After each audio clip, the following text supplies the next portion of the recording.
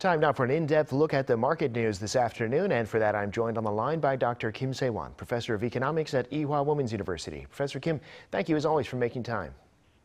Good afternoon, Devin. Well, the inflation report we just heard about in the U.S. Came out with a higher figure than expected, making it more likely that the Fed is going to take its third so-called giant step in a row on interest rates this month. It looks like the fight against inflation is going to take longer than expected. What do you make of this inflation figure and the situation going forward? U.S. inflation from Consumer Price Index was resurgent last month in August. It dashes hopes of a nascent slowdown and likely assures another historically large interest rate hike from the Fed. According to the Labor Department today, U.S. inflation in August was 8.3% on year, and overall inflation rose more slowly in August from a year earlier. But it increased sharply from the previous month after excluding volatile food and energy prices. In more detail, August 8.3% inflation from the same month a year ago, down from 8.5 in July and from 9.1 in June, which was the highest inflation rate in 4 decades.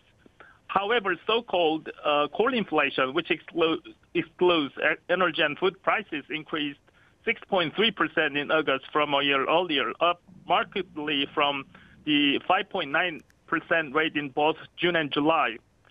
So this is an unfortunate signal that inflation pressure remains strong and stubborn in the U.S.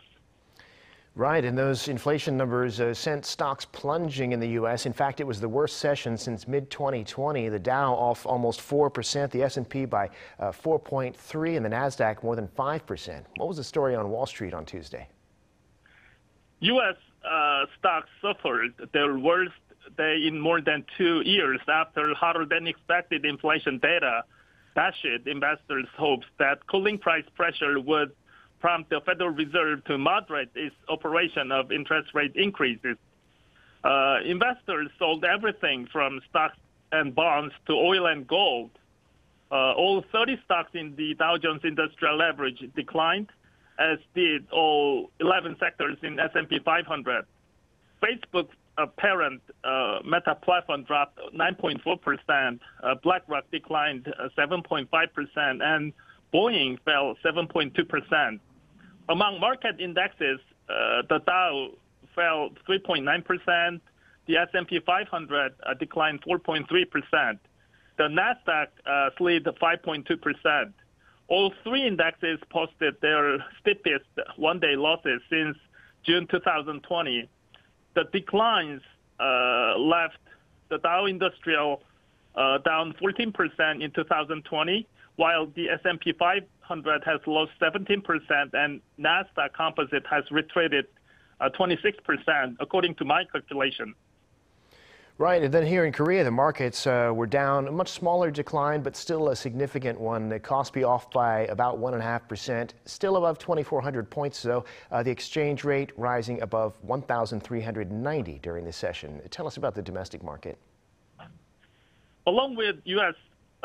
Stubborn inflation and huge market drops yesterday, domestic markets also seriously adjusted to downside today, but not, as you said, Devin, not as much as U.S. adjustment of yesterday.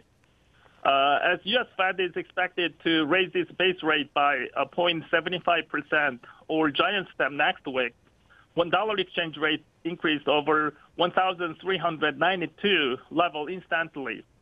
It gave us stronger concern of higher inflation in Korea and weakening economic recovery.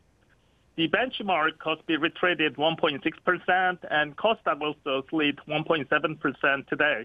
In Kospi market, foreign investors and domestic institutional investors together net sold stocks up to 402 billion won, which is smaller than the average net daily sales. Most of top 20 large cap stocks dropped today. Samsung Electronics dropped 2.2%. SK Hynix also lost 1.9%. But LG Energy Solution and Samsung SDI rose today. Well, now zooming out a bit, Professor, in the U.S., President Biden has signed an executive order aimed at bringing biopharmaceutical manufacturing back to the U.S. So that's in addition to the measures already passed by Congress for semiconductors and electric cars. These are all vital industries for South Korea going into the future. So why is this happening when the two countries are supposedly in a trade alliance? And what's your outlook, Professor? U.S. President Biden on Monday signed an executive order implementing to encourage biotech production and research in the U.S. The policy proposal recent actions of Biden administration on chips, batteries, and bioindustries is clear. They want to reconstruct the production and research chain only with allies like Korea, Japan, and Western European countries. It also means that China would be excluded from these high-tech production chains. Due to biotech executive order, there could be some changes of licensed production of pharmaceutical in Korean territory. As of now, Samsung Bio is licensed producing COVID vaccine Moderna, and SK Bioscience is also licensed producing another COVID vaccine of Novavax. In the longer term, these pharmaceutical licensed productions could be moved to U.S. territory in accordance with the executive order of biotech production and research. So there should be preemptive government action to explain the efficiency and competitiveness of pharmaceutical licensed production in Korea.